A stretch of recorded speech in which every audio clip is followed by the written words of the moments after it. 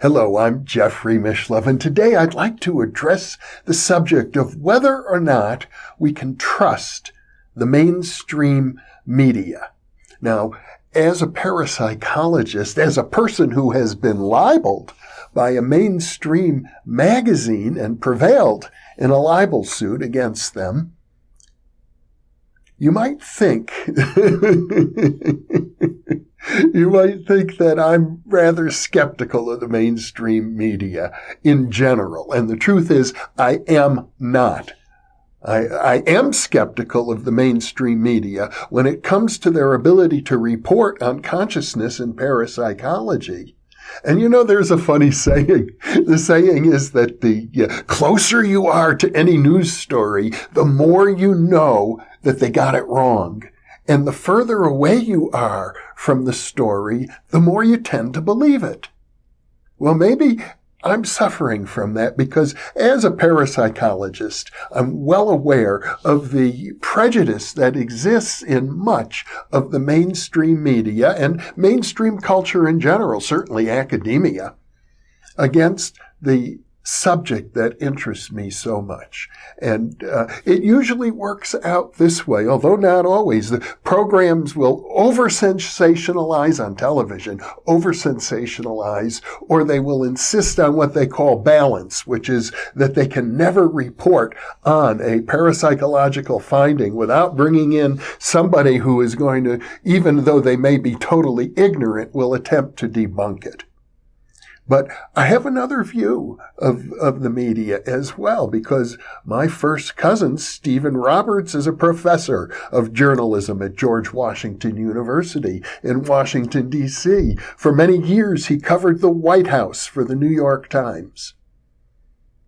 And I've talked to him about journalism and the media and what you can trust, what you can't trust. On one occasion, I had a conversation with him in which he pointed out to me that the writers and editors of the Drudge Report, a right-wing website that purports to be newsworthy, they claimed, and they were very proud of the fact that their stories had an 85% accuracy. And he told me, he said that would be totally unacceptable for mainstream journalists. 85% is not in the ballpark for them. And I have a strong sense that mainstream journalists are conscientious people who are endeavoring to tell the truth as they see it to the best of their ability. Now, obviously, this doesn't always happen, and I'm well aware of the fact that everybody, including journalists, of course, everybody has their biases. And biases can creep in to any kind of an account, a journalistic account, a scientific account, a literary account, even poetry. People's political biases will occur. Now, there is one important case I'd like to talk about, and it's an example, frankly, of how the mainstream media distorts information related to parapsychology and consciousness. It has to do with one of the people I admire the most in all the world, Jean Houston, and I've talked about her in a previous InPresence segment. If you check the listings, you'll see it's somewhere around number 29. But Jean Houston has been a major influence in my life. Back in 1966, she and her husband, Robert Masters, co-authored a book called Varieties of Psychedelic Experience. I mention it because I've recently talked about psychedelics, and that book is a classic. She devoted her life, frankly, if I had to sum up her life's work, I could say that it involved creating mystical states of consciousness, altered states of consciousness comparable to what people experience in LSD or comparable to the experiences of great mystics, shamans, and healers, but to do it without drugs. And she has been president of the Association for Humanistic Psychology, an organization I admire very much. I've worked with Jean extensively back in the 1970s. I remember her telling me once, because I was talking to her about my own difficulties pursuing my doctoral degree in parapsychology, and she told me her advice was, Do it as quickly as you can. Get through it. Then you can have a career. Don't worry about taking a lengthy time at the university. Well, I was a graduate student for an entire decade, from 1970 to 1980. I thought her advice was good nonetheless, and it was only later I learned that she herself was struggling through a similar issue, and it got her into great trouble. I mean, Jean was a towering figure in the human potential movement. I've interviewed maybe 1,000 people, and I regard her, sometimes when people ask me, who is your favorite interviewee? I'll say, well, one person is head and shoulders above all the others, Jean Houston. That's how much I admire her. And she, at one time, was called in to work at the White House with Bill Clinton and Hillary Clinton. And she spent many trips from New York, where she lived, to Washington, and at her own expense, and stayed in the White House in the Lincoln bedroom and got to know the Clintons intimately and helped Hillary write her book, It Takes a Village. At the same time, Bob Woodward, the great journalist, whom I admire enormously, frankly, the one who was responsible with Carl Bernstein for writing the book All the President's Men, and for exposing the Watergate scandal for what it really was. But Bernstein wrote a book in 1996 called The Choice, and it was about the Clinton election and the Clinton presidency. And in it, he happened to know that Jean Houston was in the White House working with Hillary. And he used that, scandalously, in my opinion, to promote his book. He claimed falsely that Jean Houston was holding seances in the White House with Hillary. No, she was not.